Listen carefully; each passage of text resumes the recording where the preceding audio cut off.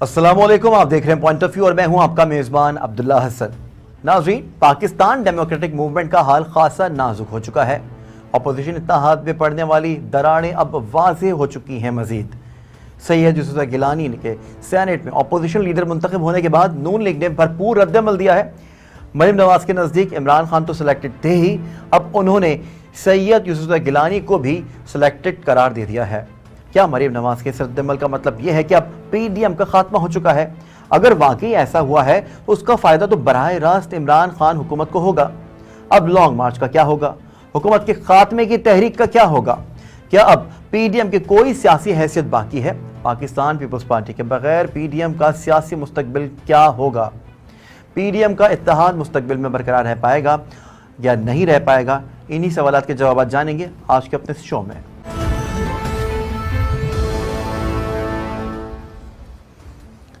Welcome back नाज़रीन। तो मौजू के हवाले से तो आप जान ही चुके हैं। प्रोग्राम को बाकायदा तौर पे आगाज़ कर लेते हैं। अपने मेहमानों को आपसे तारुफ करवा देता हूँ। हमारे साथ मौजूद होंगे पाकिस्तान मुस्लिम लीग नून से मुसद्दिक मलिक साहब, जो कि सीनियर रहनुमा हैं PMLN के। उज़मा कारदार साहबा हैं PTI से। साथ ही साथ फैसल करीम कुंडी साहब पाकिस्तान पीपल्स पार्टी से हैं।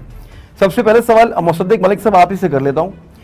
सैयद यूसुफ गिलानी सेनेट में अपोजिशन लीडर मुंतखब हो गए हैं, ये बता दीजिएगा कि किसने आज किसके साथ हाथ कर दिया है और नून लीग पीपल्स पार्टी पर इल्जाम ये लगा रही है, आखिर हकीकत क्या है? देखिए, इस सवाल का जवाब तो आपको पीपल्स पार्टी दे सकती है। हमारे लिए ये इतना मैं जरूर कहूंगा कि ये खबर जो थी ये डिसअपॉइंटिंग भी थी बहुत ज्यादा और सरप्राइजिंग भी थी क्योंकि हमें इस बात का अंदाजा नहीं था कि ऑपोजिशन के अंदर इल्हाक बनने जा रहा है। बिलखुसूस जब हमें पता चला कि कौन लोग हैं जो उस इल्हाक के अंदर आए हैं, जिनमें से कुछ का ताल्लुक बाप से है, तो काफी परेशानी भी हुई, हैरत भी हुई और अफसोस भी हुआ। क्योंकि अगर चेयरमैन सेनेट भी बाप के इल्हाक से बने और डिप्टी चेयरमैन भी बाप ही के कैंडिडेट हों या इल्हाक से बने और फिर लीडर ऑफ द ऑपोजिशन भी अगर बाप के इल्हाक से बने, तो बड़ी अजीब सी सिचुएशन लगती है। लेकिन तो हमारे लिए पीपल्स पार्टी जब रिजाइन आप लोगों के कहने पे, PDM के कहने पे रिजाइन नहीं कर रहे थे, तो पिक्चर तो क्लियर थी वैसे। जी देखिए, किसी बात के ऊपर हमारा इत्तेफाक राय ना होना, ये तो अगर 9 जमातें या 10 जमातें इकट्ठी होंगी तो हर बात पे तो इत्तेफाक राय नहीं होगा और उसका तरीकाकार है। बाज मामला जल्दी तय हो जाते हैं, बाज मामला तय होने में थोड़ा वक्त लगता है। मगर ये उसमें ये सरप्राइज फैक्टर जो इस दफा हमें मिला है, ये वो कुछ नेगोशिएशन तक महदूद नहीं था कि हमारे आपस की कोई ऐसी चीज है जिसपे नेगोशिएशन नहीं हो पा रही थी।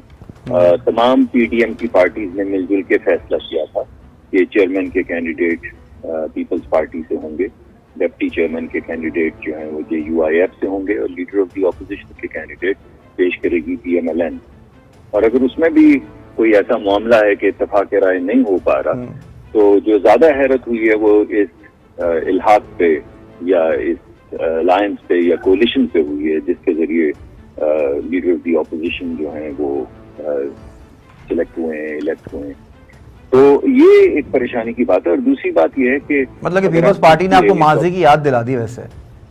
नहीं, ये तो खैर अगर आप उस तरह अगर हमने कोई तंजिया प्रोग्राम करना हो तो ये तमाम गुफ्तगू कर सकते हैं। नहीं ऐसा नहीं है, मैं मसले का हल चाहता हूँ असल में। जी मैं वही कह रहा हूँ, सीरियस गुफ्तगू करनी हो जी बिल्कुल। तो हमने 27 सिग्नेचर्स के साथ जमा करवाई है लिडर ऑफ द ऑपोजिशन की दरखास्त जो है, और जो पीपल्स पार्टी ने 30 सिग्नेचर्स के साथ करवाई है। तो इस लिहाज से तो ऑपोजिशन के इस वक्त 57 अराकीन हैं असेंबली में। ठीक है। और अगर ऑपोजिशन के 57 या 58 या 56 अराकीन हैं तो फिर तो सबसे पहले तो वोट ऑफ नो कॉन्फिडेंस होना चाहिए। मगर जब आप देखते हैं कि इल्हाक में कौन कौन लोग शामिल हैं, कौन कौन अफराद शामिल हैं, तो आपको पता चल जाता है या गुमान में यही आता है कि ये वोट ऑफ नो कॉन्फिडेंस नहीं होगा। उसकी वजह यह है कि जो असल में लोग ट्रेजरी बेंच के हैं यानी हुकूमत का हिस्सा हैं, वो ऑपोजिशन में भेस बदल कर आए हैं सिर्फ एक इल्हाक पैदा करने के लिए, लीडर ऑफ द ऑपोजिशन को इलेक्ट या सिलेक्ट करने के लिए। तो इससे तशवीश होती है। तो 2-3 सवाल उठते हैं। नंबर 1 के बाप के कैंडिडेट से इल्हाक का क्या जवाब बनता है? अगर बाप ही के साथ सबने अलायंस या कोलिशन करना था तो फिर तो दोनों तरफ आयल के बड़ी आसानी से हुकूमत ही बैठ सकती है, या दोनों को आप ऑपोजिशन भी कह सकते हैं। तो एक तो ये मामला उठता है। दूसरा ये कि अगर वाकई हकीकत में ऑपोजिशन के 57 सेनेटर्स मौजूद हैं तो फिर वोट ऑफ कॉन्फिडेंस हो जाना चाहिए, उसमें तो कोई मसला ही नहीं है, मगर मेरे ख्याल में वो भी नहीं होगा। तो ये कुछ चीजें हैं जिसपे हमें तो ठीक है मुस्तफिक मलिक साहब, उज़्मा कारदार साहबा को भी शामिल गुफ्तगू कर लेते हैं। ठीक है, आपकी गुफ्तगू यकीनी तौर पे उज़्मा साहबा, आपने यकीनी तौर पे मुसद्दिक मलिक साहब की जो है गुफ्तगू मुलाहिज़ा कर ली है, सीनियर रहनुमा नून लीग के। लेकिन आपसे ये जानना चाहूँगा कि फिरदौस आशिक आवान का ये कहना है कि नून लीग पीपल्स पार्टी के हाथों ज़िबा हो गई है, ये उनका बयानिया है, और कहीं ऐसा तो नहीं कि इसमें तहरीक इंसाफ का कोई किरदार हो? वैसे जी, बहुत शुक्रिया अब्दुल्ला, आपने मुझे इनवाइट किया। देखिए, तहरीक इंसाफ जो है उसका ऑपोजिशन के लीडर को सिलेक्ट करने में कोई लेना देना नहीं है, क्योंकि हमारे जो कैंडिडेट थे वो सादिक संजरानी थे और वो leader of the house already elect हो चुके हैं। तो हमारा इसमें कोई इंटरेस्ट नहीं था, इंटरेस्ट इन दो पार्टीज का था। असल में बात ये है कि ये इनका पीपल्स पार्टी और नून लीग का बड़ा गैर फितरी किस्म का इत्तेहाद था। इन दोनों के नज़रियात जो है पार्टीज के बिल्कुल मुख्तलिफ हैं। People's Party in house change में बिलीव करती हैं, ये लोग इस्तीफों की सियासत में ज़्यादा बिलीव करते हैं। तो शुरू से इनको पीपल्स पार्टी की जो लाइन थी, पॉलिसी लाइन थी, वो पीडीएम को फॉलो करनी पड़ रही थी, क्योंकि इनको पता था वाज़े तौर पे कि अगर ये इस्तीफे दे भी देते तो फिर भी सेनेट के जो इलेक्शंस थे उसमें कोई रुकावट ना होती, वो फिर भी हो जाते, तो ये लोग फिर बाहर खड़े हो जाते असेंबलियों से। अब पीपल्स पार्टी को ये हरगिज़ मंजूर नहीं था, इसलिए पहले पीपल्स पार्टी इन पे हावी शुरू से ही थी। अब मामला जब आया है कि जी आपको पता है कि चैलेंज करना जो है वो आईनी इनके पास एक गुंजाइश नहीं है सादिक संजरानी के सीट की, तो इसलिए पीपल्स पार्टी ने इसी में खैरियत जानी कि चलो अगर वो बड़ी सीट नहीं मिली तो चलो उससे अगली वाली सीट है कम से कम उसको तो हम ले लें। और वहाँ पे इन्होंने फिर जाहिर है कि नून लीग के साथ इन्होंने इनका खुल के जो दरारें थी वो सामने आ गई और इन्होंने पीछे अपनी जो भी प्लानिंग की उसमें चाहे अब वो, लेकिन यहाँ पे मैं कहता कलामी के लिए आपसे माजरत चाहूंगा उस्मा कारदार साहब, यहाँ पे मुसद्दिक मलिक साहब को आपने सुना होगा यकीनी तौर पे, वो कह रहे हैं कि अगर सेनेट पे अगर हमारी सीटें अगर कम हैं तो वोट ऑफ कॉन्फिडेंस हो जाना चाहिए, जो कि होगा नहीं, तो दूध का दूध पानी का पानी हो सकता है। क्या आप ये नहीं समझती हैं? देखिए, आपके सामने नतीजा है कि कौन किसके साथ इस वक्त अलायंस में है, और इन लोगों ने अब खुला तजाद खुल के इनके सामने आ गया है। इनको अपनी राहें जो है अब एक दूसरे से जुदा करनी पड़ेंगी, क्योंकि इनकी जो सोच है वो कहीं आपस में नहीं जुड़ती है, और वैसे भी शिराजा तो बिखर ही चुका है पीडीएम का। मरीम नवाज साहिबा ने ये बोला है कि पहली दफा देखा है कि लीडर ऑफ द ऑपोजिशन सरकारी अरकान से मिलकर बना। 11 पार्टीज में से 5-6 तो ऐसी हैं जिनका वजूद ही कोई नहीं है पार्लियामेंट में, तो उनका तो खैर नाम भी लोगों को नहीं मालूम होगा। तो यही 2 या 3 जमातें थी जिनके वजन से पीडीएम चल रहा था। और अब जब चूंकि पीपल्स पार्टी जो है अब क्लियरली, जिस तरह आज मरियम नवाज की मैं प्रेस कॉन्फ्रेंस सुन रही थी, वो तो खुल के सामने आ गई हैं कि अब हमारा इनके साथ जो है वो मिलके चलना बहुत मुश्किल हो गया है। तो खत्म हो गया मामला किस्सा। अब ये पार्टीज अपना लेता अपनी जो भी इनकी अब सोच है या प्लानिंग है उसके मुताबिक चले। हुकूमत हमारी अल्हम्दुलिल्लाह स्टेबल है। ठीक है, हुकूमत आपकी स्टेबल है। इसी पे बात कर लेते हैं, इसी पे आवाम की जवाब ले लेते हैं। आप ही की गुफ्तगू का जवाब ले लेते हैं। मुसद्दिक मलिक साहब, एक सेकंड दीजिएगा जी। जी श्योर। देखिए, एक तो गैर फितरी इत्तेहाद की बात की है इन्होंने आपके लिए, ठीक है, कि गैर फितरी इत्तेहाद था आप लोगों का, इत्तेफाक हो ही नहीं सकता था आप लोगों के दरमियान में। मतलब कि वो बारहा आपके मुंह पे वो कह चुकी हैं कि आप लोगों की मफादात की सियासत थी, आप तो अपने मफाद की खातिर थे। पीपल्स पार्टी ने अपने मफाद को मद्देनजर रखते हुए निकल गए, उन्होंने बालाए ताक नहीं रखा।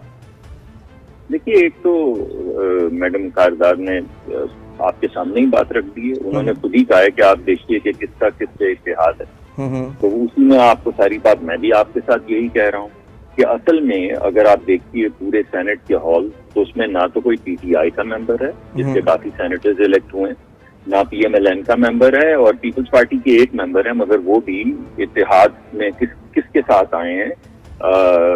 बाप पार्टी के साथ। बाप पार्टी की हकीकत हम सबको मालूम है, आपको भी मालूम कि ये पार्टी कैसे बनी, आपको ये भी मालूम है कि ये पार्टी किसके इशारों पे चलती है। इसका मतलब है कि वो जो पूरी तहरीक थी जमहूरियत की, कि एक तरफ हाउस होगा यानी एग्जेक्टिव होगा, यानी आपका जो हुकूमती अराकीन होंगे, और दूसरी तरफ ऑपोजिशन होगी। इन दो को अलहदा करने का मकसद ये है कि कोई भी अगर बिल आए तो अवामी मुफाद में उसको दो मुख्तलिफ नजरों से देखा जाए। पहले हुकूमती नजर से देखा जाए और फिर उसी अवामी मुफाद को मद्देनजर रखते हुए ऑपोजिशन उसको देखे और तनकीदी जायजा ले, और फिर उसके बाद एक कंसेंसस डेवलप हो जिसके जरिए पॉलिसी भी बने और आइन साजी भी हो।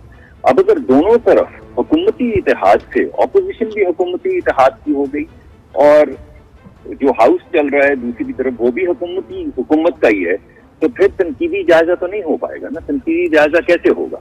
यानी वो हुकूमत के अराकीन, बाप के अराकीन जो इस वक्त जिनकी वजह से ऑपोजिशन बनी है, वो जब भी ऑपोजिशन के बेंचेस को छोड़ेंगे तो काम खराब हो जाएगा। इस वजह से इस वक्त तो दोनों तरफ पार्लियामान के दोनों बेंचेस के ऊपर जो हावी है वो बाप है, और वो बाप के पीछे कौन है ये हम सब जानते हैं। तो बुनियादी तौर पे ये जमहूरियत के लिए नुकसानदेह है। हम मेरे नुक्ता नजर से, हमारी पार्टी के नुक्ता नजर से जो हो रहा है ये जमहूरियत के लिए अच्छा नहीं। जमहूरियत का मतलब ये नहीं है, ये वही बात हो गई है। मुसद्दिक मलिक साहब जरा ये गौर से सुनिएगा, जिस दौर में जब आपका दौर इक़्तिदार था आज से 2018 से कबल, उस टाइम पाकिस्तान तहरीक इंसाफ आप लोगों पे यही इल्ज़ाम लगाते थे कि फ्रेंडली ऑपोजिशन का रोल पाकिस्तान पीपल्स पार्टी आप लोगों के लिए किरदार अदा कर रहे हैं इस तरह का, और आज वही बात आप भी कर रहे हैं।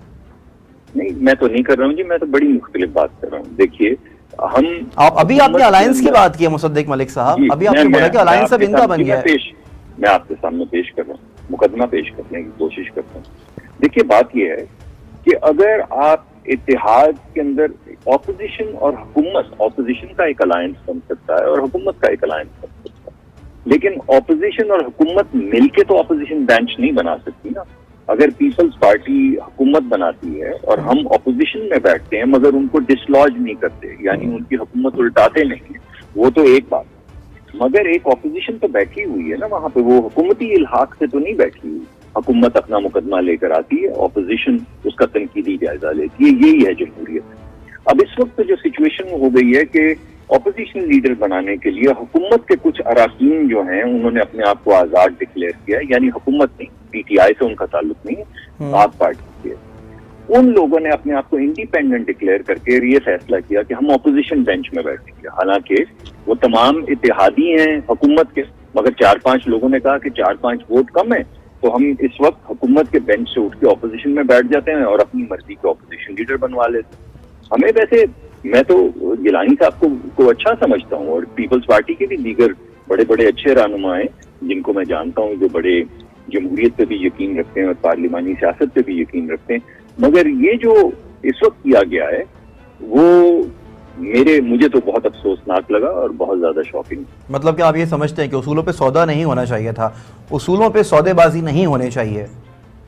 नहीं, मैंने आपको ये तो अल्फाज ऐसे हैं, उसूलों पे सौदाबाजी, हाँ आप कह सकते हैं, लेकिन जो बड़ा मुकदमा मैं आपके सामने पेश कर रहा हूँ वो देखिए, आप सोचिए और आपके जरिए अवाम भी देखें।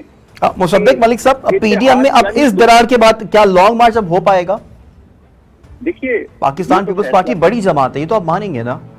ये पाकिस्तान पीपल्स पार्टी एक बड़ी जमात है और ये फैसला तो अब पीडीएम को करना है कि हम इकट्ठे चलेंगे, अलहदा चलेंगे, कुछ मामलात पे इकट्ठे चलेंगे और कुछ मामलात पे इकट्ठे नहीं चलेंगे, क्योंकि जिसको अभी मैडम कारदार कह रही थी कि गैर फिक्री इल्हाक है। जब पार्टी पॉलिटिकली मुख्तलिफ हों तो आप किसी भी इल्हाक को, किसी भी इत्तेहाद को कह सकते हैं कि ये तो चीज गैर फिक्री है। मगर जिस तरह एमक्यूएम का जो इत्तेहाद है पीपल्स पार्टी के साथ, पीटीआई के साथ, वो क्या फिक्री है? या पीएमएलक्यू का इत्तेहाद जो पीटीआई के साथ है वो फिक्री है? ये एक अलायंस है जिसके अंदर अपना नुक्ता नजर भी है एमक्यूएम का और पीटीआई के साथ उनका इत्तेहाद भी है। बिल्कुल इसी तरह पंजाब के अंदर परवेज इलाही साहब का जो ग्रुप है उनके साथ इत्तेहाद भी है, मगर वो अपनी एक अलहदा पार्टी है। तो ये मामला इत्तेहाद की तो इसी तरह चलते हैं। आप ये तो अस्यूम नहीं कर सकते कि क्योंकि हमारा इत्तेहाद है तो हम मदगम हो गए, यानी एक ही पार्टी बन गए हैं। तो हम कई बातों पे मुत्तफिक रहेंगे, इकट्ठे चलेंगे, और कुछ चीजें ऐसी होंगी जिसपे हमारी शायद इत्तेफाक राय ना हो सके। और ये भी मावराए गुमान नहीं है कि ये जो इत्तेहाद है ये इस शक्ल में ना चल सके। ये तमाम चीजें जो है ये पीडीएम इनका फैसला है। ठीक है, आप उज़्मा कारदार साहब, आप गैर फितरी इत्तेहाद की बात करी थी, इल्हाक की बात करी थी, लेकिन यहाँ पे सवाल तो आप पर भी बनता है, फिर आप इस सवाल का कैसे जवाब देंगी? बिल्कुल, मैं मुसद्दिक मलिक साहब की बातें मैं सुन रही थी। बिल्कुल ये सही कह रहे हैं कि पॉलिटिक्स में अलायंस पार्टनर्स होते हैं और उनका कोई एक मुश्तरका जो एक मुफाद होता है उसके ऊपर वो आपस में इकट्ठे होते हैं, और जब तक वो उनकी कोई कॉन्फ्लिक्ट ऑफ इंटरेस्ट नहीं है और वो एक ही नजरिए पे चल रहे हैं या एक ही एजेंडे पे चल रहे होते हैं तो वो इकट्ठे रहते हैं। अब आप ये खुद ही देखें, आपने खुद ही इनको कह दिया कि जब ये हुकूमत में थी इनकी पार्टी तो फ्रेंडली ऑपोजिशन पीपल्स पार्टी थी कि नहीं, आपने खुद ही ये बात कह दी। अभी भी आप देखें कि जब पीपल्स पार्टी इनके साथ खड़ी थी तब ये कह रहे थे कि ये तो रोल प्ले करेंगे ना, आपके लिए भी आपके नाम में फ्रेंडली ऑपोजिशन हो जाएगी ना कारदार साहब। आप तो ये कह रहे हैं कि जी ये फ्रेंडली ऑपोजिशन बन गई है। भी कैसे बन गई फ्रेंडली ऑपोजिशन? हमारा क्या लेना देना था लीडर ऑफ द ऑपोजिशन की इलेक्शन में? ये तो कंपटीशन जो था बिटवीन पीपल्स पार्टी एंड नून था, हमारा क्या ताल्लुक था?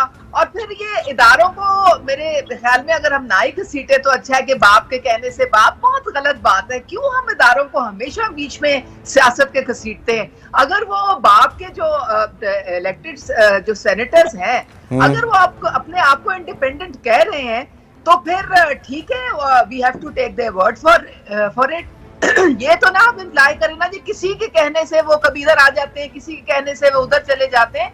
साफ साफ कहें कि जी हमने नून लीग की बात पीपल्स पार्टी ने नहीं मानी और उन्होंने ये सीट ग्रैब कर ली है, किस्सा खत्म, एज सिंपल एज दैट। अब आगे जो भी होगा ठीक है, इदारों के लिए बात नहीं करनी चाहिए। ठीक है, हमें ज्वाइन कर लिया है तैमूर तालपुर साहब ने ज्वाइन कर लिया, सिंध के सूबाई वजीर भी हैं और उनका जो है बयान जो है यहाँ पे बहुत इंपॉर्टेंट होगा यकीनी तौर पे। मुसद्दिक मलिक साहब और उज़्मा कारदार साहब आप भी सुन सकेंगे उनको। मरीम नवाज ने यूसुफ गिलानी को सेलेक्टेड करार देकर फ्रेंडली ऑपोजिशन करार दे दिया गया है, क्या कहेंगे इस पे सर आप? मुझे समझ नहीं आता कि वजूहात और बुनियाद क्या है सेलेक्टेड कहने की। हम तो सब ऑड्स के खिलाफ लड़के और बहुत मुश्किल से जो है हमने ये सीट ली है। और पहले भी आपने देखा होगा ये सारा पीडीएम बनाने वाला उसका सारा बिलावल भुट्टो साहब का था, उसको आगे लाने में पूरा काम चेयरमैन साहब का था। और आपने देखा पहले तो सारी जमातें ये चाह रही थी कि वो इलेक्शन से भी बाइकआउट कर दें, इस्तीफे भी दे दें। तो आप देखें हमारे कहने पर इन लोगों ने इलेक्शन लड़े, 9 सीटों में से 8 सीटें पीडीएम की जमातों ने, यानी कि 1 सीट जीती हुकूमत ने, वफाकी हुकूमत ने, और 8 सीटें हारी। कितनी बड़ी एक शानदार है पीटीआई के मुंह। उसके बाद थे और फिर उसके बाद जिस तरह से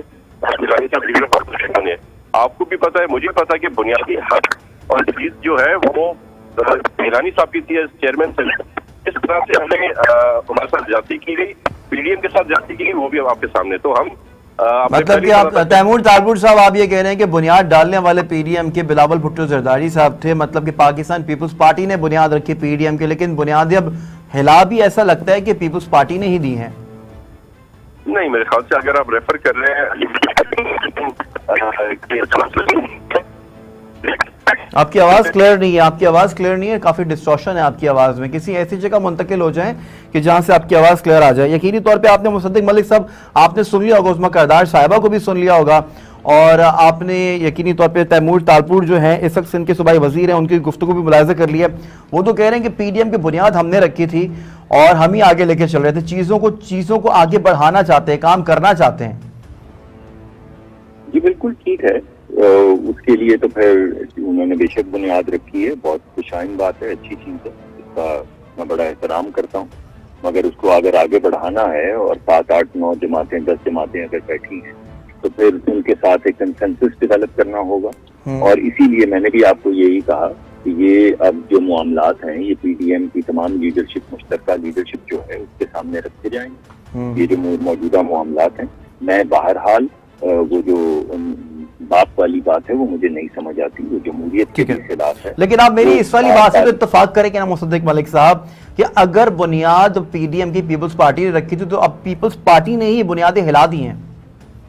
नहीं हिली या नहीं हिली, देखिए अगर मैं भी एक अच्छा आइडिया या आप एक लेकर आते, क्योंकि आइडिया तो डिस्कस हो रहा था ना, तो फिर आप ये बता दीजिएगा ना पीडीएम में इस दरार के बाद क्या अब लॉन्ग मार्च के वाले से बता दीजिए, अब लॉन्ग मार्च कैसे आप लोग पीपल्स पार्टी साथ हैं आपके?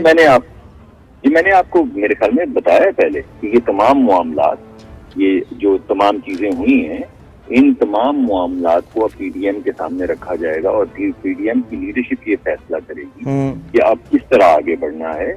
और तो इसके ऊपर तो कबल अज़ वक्त होगा अगर मैं कोई तबसरा करूं। सही है। उस्मा कारदार साहब क्या कहेंगे आप इस पे? देखिए अगर इन लोगों ने लॉन्ग मार्च करनी है और अगर ये पब्लिक इश्यूज पे करना चाहते हैं तो मोस्ट वेलकम। हम एक जमहूरी जमात हैं, हम इनको फैसिलिटेट भी करेंगे, ये आए जरूर, वहाँ पे जो भी इन्होंने बात करनी है वो महंगाई के नाम से मंसूब किया अपने लॉन्ग मार्च को पीडीएम ने। यकीनी तौर पे महंगाई वैसे बढ़ भी बहुत ज्यादा गई है, क्या आपको नहीं लगता? नहीं तो ठीक है ना, लेकिन बात सारी ये है कि ये जो दो बड़ी जमातें हैं ये तो अपने लीडरान के असासे बचाने के लिए निकली हुई हैं। इनको तो महंगाई से तो इतनी गर्ज नहीं है, क्योंकि इनके जमाने में भी बेतहाशा महंगाई थी। मुझे याद है नून लीग के जमाने में चीनी 140 तक भी गई हुई है, और पीपल्स पार्टी के जमाने में भी ये जो इन्फ्लेशन थी वो आसमान को छू रही थी।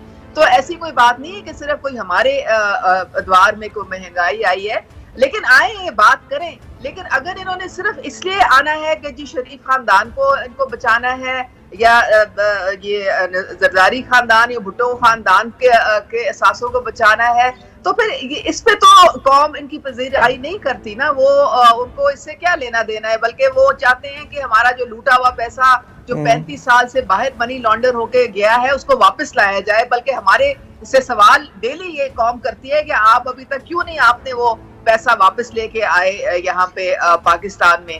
तो इसलिए अच्छा, आप लोगों की जानिब से हमेशा ये बात की जाती है कि आप लोग फैसिलिटेट करेंगे। उस्मा कारदार साहिबा, वैसे ही गिला कर उस्मा साहिबा, आखिरी पॉइंट, पीपल्स पार्टी तो वैसे ही ये गिला कर रही थी कि इन्होंने जी इस्तीफे मशरूत क्यों किए हैं लॉन्ग मार्च के साथ। पहले तो कोई ये इस तरह की बात नहीं हुई, अब ये कह रहे हैं कि लॉन्ग मार्च के साथ इस्तीफे, तो अभी खत्म हो गया है इनका, ये तितर बटेर हो गए हैं। अब कुछ उस्मा साहब आपसे आखिरी सवाल ये करना चाहता हूँ, आप लोग हमेशा ये कहते हैं पाकिस्तान तहरीक इंसाफ के जितने भी रहनुमा यहाँ पर मौजूद होते हैं, आते हैं प्रोग्राम्स के अंदर गुफ्तगू करते हैं या कहीं किसी और प्लेटफॉर्म पे बैठ के बात करते हैं कि फैसिलिटेट करेंगे। आप लोग फैसिलिटेट कैसे करेंगे इनके लॉन्ग मार्च को? क्योंकि ये तो महंगाई के ऊपर आप लोगों से बात करने के लिए आना चाह रहे हैं, आवाम के लिए आवाम के मसाइल को उजागर करने की बात करते हैं, तो आप लोग क्या म्याना रवि इख्तियार करेंगे, कैसे फैसिलिटेट करेंगे, जरा ये क्लियर कर दें। जी देखें, आपने शेख रशीद को 12 सुना होगा। फैसिलिटेट हम इस तरह से करेंगे कि हम इनकी राह में कोई रुकावटें नहीं खड़ी करेंगे। जिस तरह इन्होंने हजारों कंटेनर हमारे जब धरना हुआ था तो हमारे रास्ते में खड़े कर दिए थे, और सारी पंजाब पुलिस जो थी वो पकड़ धकड़ में मसरूफ थी और हमारे कारकुनों को इन्होंने जेलों में डाल दिया था। हम ऐसी कोई बात नहीं करेंगे। लेकिन ये देखिए, रियासत और कानून जो है उसकी जिम्मेदारी है जानो माल की हिफाजत हर एक की। अगर हुकूमत ने ये फील किया कि किसी की जानो माल को खतरा और अगर लाइट से अगर आपकी बातों के बरक्स हुआ फिर क्या करेंगे आप, फिर क्या कहेंगे आप? फिर जो भी कानून हरकत में आएगा, क्योंकि बहरहाल लोगों की जानो माल की हिफाजत करना हुकूमत का और रियासत का काम है। हम आंखें बंद करके तो नहीं बैठ सकते ना, लेकिन उम्मीद की जाती है कि ये पुरअमन तरीके से आएंगे तो हमें कोई मसला नहीं होगा। आए जरूर बैठे और जो मुतालबात हैं अपनी पेश करें। ठीक है मुसद्दिक मलिक साहब, आपसे भी आखिरी सवाल ये करना चाहूंगा। अब NA 249 के हवाले से बात कर लेते हैं। पाकिस्तान पीपल्स पार्टी पीडीएम के साथ इलेक्शन लड़ेगी या फिर अलग अलग अपने अपने कैंडिडेट्स खड़े किए जाएंगे, और अब वो वाली सूरत हाल नहीं रही है? मुस्तकबिल के बारे में बता दीजिए NA 249 के हवाले से।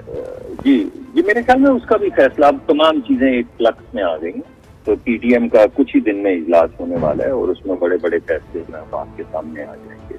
और मैं उनको टेंट नहीं करना चाहता फैसलों को पहले उससे कमेंट्री करने से, क्योंकि ये सवालात जो आपने उठाए हैं और जो सवालात मैं उठा रहा हूँ, इनके कुछ जवाबात तो पीपल्स पार्टी को भी देने हैं। लेकिन आप यहाँ पे जवाबात नहीं दे रहे हैं, लेकिन मरियम नवाज साहिबा की प्रेस कॉन्फ्रेंस से ऐसा लगता है कि सब कुछ क्लियर हो चुका है।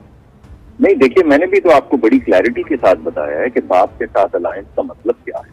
इसमें मैंने कुछ इबाम तो नहीं छोड़ा, या आपको लगा है कि मैं कंफ्यूज हूँ इस मामले पे? बिल्कुल नहीं हूँ। अगर कोई आपके गुमान में या जहन में सवाल है तो पूछ लीजिए।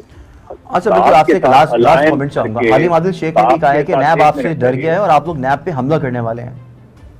देखिए, ये मैं मैडम कारदार ने जो बात की बिल्कुल ठीक की है। हमने अभी तक कोई अमन व अमान का खतरा पैदा नहीं किया है। अगर हमने ना हम क्रेने लेकर आए हैं, ना हमने पार्लियामान की दीवार तोड़ी है, ना पार्लियामान पे कब्जा किया है, ना शलवारें लटकाई हैं सुप्रीम कोर्ट के सामने, ना कब्जा किया है पीटीपी पे विक्ट्री के निशानात बनाए हैं, ना सेक्रेटेरिएट का घेराव किया है, उसको 4 दिन के लिए बंद किया है, ना हमने किसी डीआईजी को घसीटा है सड़क पे, उसका सर फोड़ा है, उसकी कमर की हड्डी तोड़ी है, ना हम ऐसा कुछ करने जा रहे हैं। अगर पीपल्स पार्टी को इन तमाम चीजों के बावजूद एक आईनी हक था कि वो रेड जोन में आके 4.5 महीने धरना दें या एहतजाज करें, और उनको बिल्कुल उन्होंने किया एहतजाज, तो हमें भी हक है। हम बगैर ये तमाम चीजें जिनका मैंने जिक्र किया है, जिनको वो कह रही हैं कि ये तशद्दुद चीजें हैं और फिर कानून अपना रास्ता लेगा, हमने तो ऐसी कोई चीज नहीं की, ना हमने करनी है। हम एक पुरअमन एहतजाज लेकर आएंगे हमारे साथ। ठीक है, आप लोग जो हैं पुरअमन एहतजाज लेकर आएंगे। मुसद्दिक मलिक साहब मुस्लिम लीग नून से हमारे साथ मौजूद थे, आपका बेहद शुक्रिया, आपने फेस टीवी के लिए अपना वक्त दिया। उस्मा कारदार साहबा पाकिस्तान तहरीक इंसाफ से थी, आपको भी बेहद शुक्रिया। साथ ही साथ तैमूर ताजपुर जो कि सिंध के सूबाई वजीर हैं, आपने भी वक्त दिया, आपको भी बेहद शुक्रिया। नाज़रीन, कहने वाले अब ये कह रहे हैं कि अब हाथ हो गया है पीडीएम के साथ और यह हाथ कर दिया है पाकिस्तान पीपल्स पार्टी ने, लेकिन देखना यह है कि आइंदा आने वाले दिनों में क्या दिखाती है पाकिस्तान की सियासत, कौन सा रंग अब देखते हैं हम, और ऊंट अब किस करवट बैठेगा। अपने मेजबान अब्दुल्ला हसन को दीजिए इजाजत। अल्लाह हाफिज।